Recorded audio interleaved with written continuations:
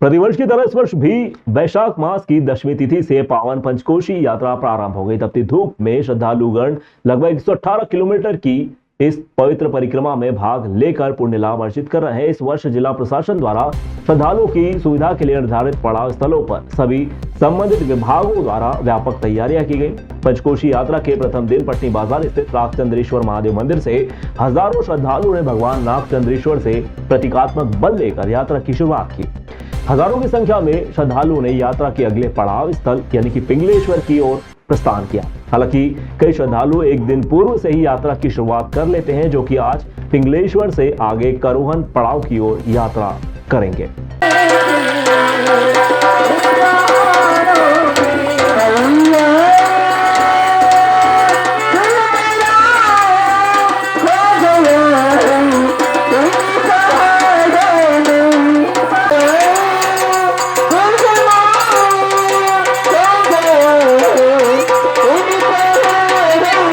मित्रों, मैं मनीष चांदवानी खबर एक्सप्रेस के साथ आज खबर एक्सप्रेस की टीम आ पहुंची है पिंगलेश्वर महादेव मंदिर, जो कि पंचकोशी यात्रा का पहला पड़ाव स्थल है।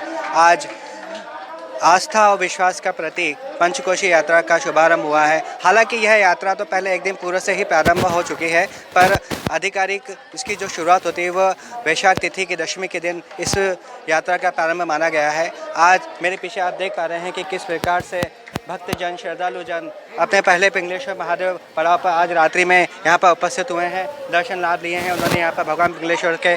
आइए हम जानना यहाँ के हमारे साथ में पिंगलेश्वर महादेव मंदिर के मुख्य पुजारी हमारे साथ में, आइए हम इनसे जानने का प्रयास करते हैं कि क्या महत्व है इस मंदिर का और क्या विशेषता है। गुरुजी बताएं कि इस मंदिर की क्या विशेषता है और क्या महत्व है, और इस पंचकोशी यात्रा का थोड़ा विस्तार में बताइए। यहाँ पर जो पंचकोशी यात्रा है मुख्य रूप से अवंतिका तीर्थ के निमित्त में निकाली जाती है। कहा जाता है, स्कंद पुराण में उल्लेख है कि अवंतिका में मुख्य रूप से 365 दिन के 365 तीर्थ बताए गए हैं कि वर्ष भर का संकल्प लेकर के एक दिन एक तीर्थ पर जा करके पूजन श्राद्ध इत्यादि किया जाता है ना। तो उसी के उपलक्ष्य में यदि ऐसा व्यक्ति नहीं कर पाता है अवंतिका में, तो ये 5 दिन की जो यात्रा है, इस 118 किलोमीटर की जो यात्रा है, इस यात्रा को करने से वो वर्ष भर के तीर्थों का पुण्य फल प्राप्त करता है। और इसी के साथ में मनोवांछित फल की कामनाएं, जो उसकी कामनाएं लेकर वह यात्रा करता है, उनकी पूर्तियां होती हैं और अंत में स्वर्गलोक की प्राप्ति इसमें कही गई। गुरुजी, सामान्यतः देखा जाता है कि पंचकोशी यात्रा की शुरुआत प्रशासनिक स्तर पर एक दिन पूर्व से हो जाती है, क्या कारण है इसका? देखिए, कुछ लोग उसमें नए होते हैं, कुछ लोग थकान के कारण कि हम ज़्यादा एक साथ में नहीं चल पाएंगे, तो प्रशासन को पता होता है कि 2 दिन पहले से ही सारी व्यवस्था, प्रशासन 2 से 3 दिन पहले ही सारी व्यवस्था कर देता है कि यदि यात्री 3 दिन पहले भी आता है तो उसे सारी चीज़ें, सारी सुविधाएं प्रशासन देने के लिए उपलब्ध रहता है। गुरुजी, सामान्यतः देखा जाए कि यहाँ पर जैसे कि यात्रा की शुरुआत के पूर्व यहाँ पर जो श्रद्धालु हैं भगवान नागचंद्रेश्वर से बल प्राप्त करते हैं, उसी प्रकार यहाँ पर करोहन पिंगलेश्वर पहले पड़ाव की क्या विशेषता है? अब जैसे नागचंद्रेश्वर से बल लिया जाता है, अब पूर्व दिशा में आकर के जो भगवान पिंगलेश्वर है, इनका महत्व है कि अगर देखा जाए तो धर्म, अर्थ, काम, मोक्ष, यह 4 स्थान बताए गए हैं। तो पूर्व में धर्म कहा जाता है, तो जो पिंगलेश्वर हैं, ठीक है।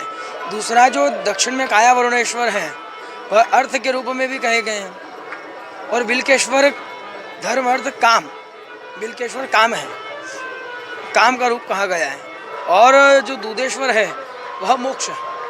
यानी कि 5 दिवसों में धर्म से लेकर अर्थ, काम और मोक्ष की ओर व्यक्ति अग्रसित होता है।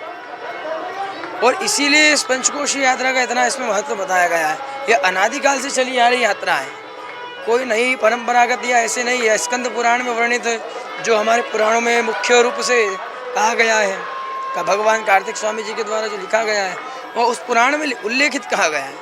भगवान पिंगलेश्वर का जो महत्व बताया गया कि यह पिंगलेश्वर महादेव के दर्शन पूजन करने से जो पूर्ण फल, अवंतिका में जितने भी गुप्त प्रकट शिवलिंग है उनके पूजन का जो फल है वह पिंगलेश्वर के दर्शन मात्र से प्राप्त होता है। अश्वमेघ जैसे यज्ञों का पुण्य फल यहाँ से प्राप्त होता है। और इंद्र के द्वारा मनोकामनाओं की पूर्तियाँ कही गई है।